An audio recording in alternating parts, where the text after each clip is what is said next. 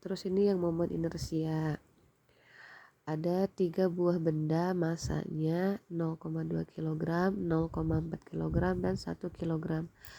Misal kalau digambar dia tidak diketahui mana benda 1, mana benda 2, mana benda 3, tapi diketahui misalkan yang ini 0,2 kg, terus ini 0,4 kg, dan yang ini 1 kg.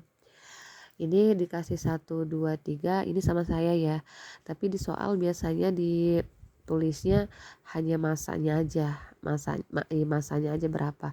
Nah, untuk mengetahui mana benda 1, benda 2, benda 3 sesuai urutan ini aja, 0,2, 0,4. Oh, ini berarti urutan yang pertama, berarti ini masa benda 1, berarti ini yang ke 1, ini yang kedua, oh berarti ini yang 0,4 benda yang kedua, ini yang ketiga, oh berarti yang 1 kilo itu benda ketiga. Gitu ya cara nentuinnya. Terus jaraknya dari sini 100, dari sini juga 100, jaraknya semuanya sama, berada pada bidang XY, Nah, yang ditanyakan tentukan momen inersia terhadap sumbu Y. Berarti porosnya ada di sumbu Y. Kalau bendanya ada di porosnya, berarti dia momen inersianya sama dengan 0. Nah, oke, sekarang maaf. M. Nih, kenapa di sini momen inersia I sama dengan sigma MR pangkat 2? Kenapa pakai sigma? Karena bendanya lebih dari 1, berarti dia harus pakai sigma jumlah. Nah, di sini juga sama kayak momen gaya. Momen gaya yang mempengaruhi faktor-faktor yang mempengaruhi momen gaya itu R dikali F, jarak dan gaya. Kalau di momen inersia yang mempengaruhinya itu ada massa dan jari-jari atau jaraknya. Nah, selain massa dan jaraknya, momen inersia itu kan kalian bikin tabel kan. Nah, tabel itu bendanya beda-beda dan setiap benda momen inersia beda. Jadi yang mempengaruhi momen inersia itu ada 3 macam. Ada massa, ada R, jaraknya atau jari-jari, sama bentuk bendanya. Bentuk benda itu kan ada silinder pejal, ada yang bola pejal, ada yang batang, dan momen inersianya beda-beda. Jadi kalian harus ingat itu yang teorinya. Terus karena ada benda 3, berarti MR pangkat 2.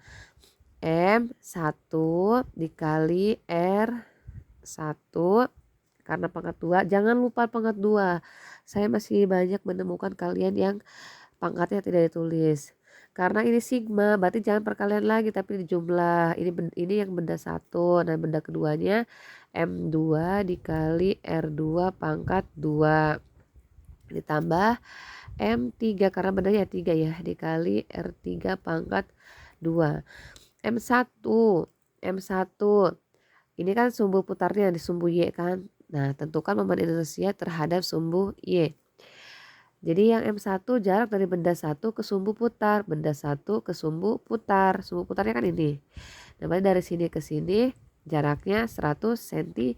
100 cm kalau diubah ke meter jadinya 0,1. Berapa ya?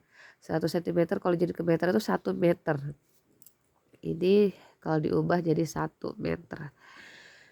Terus masanya benda 1 0,2. 0,2 R1 nya 1 meter. 1 pangkat 2 ditambah M2 nya 0,4. R2 nya sama 100 cm ke meter jadi 1 pangkat 2. Jangan lupa ininya dipangkat.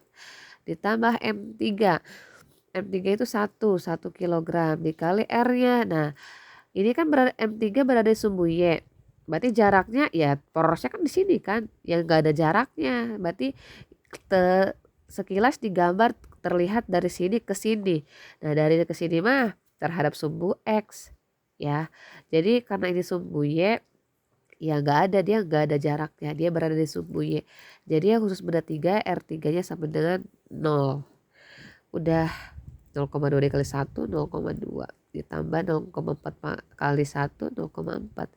Ini kan 0, 1 kali 0. Udah tinggal dijumlah. Awas jangan-jangan kalian masih gak bisa lagi. 0,2 ditambah 0,4. Komanya luruskan. Jadinya 0,4 tambah 24 5, 6. 0,6. 0,6 kilogram meter pangkat 2. Ini cara menentukannya. Nah, misal lagi nih. Kayak ini, misal di sini sumbu porosnya ada di titik C. Porosnya ada di titik C, berarti nanti saat memasukkan ini benda 1, benda 2, benda 3-nya jaraknya dari, kalau benda A nanti massa dikali R ya kan. Massanya nanti massa A berapa? R-nya dari mana ke mana? Nah, di sini kan diketahui dari sini ke sini. Bukan yang ini kalian pakai. Karena porosnya ada di titik C, berarti dari titik A ke titik C jaraknya berapa? 3 meter.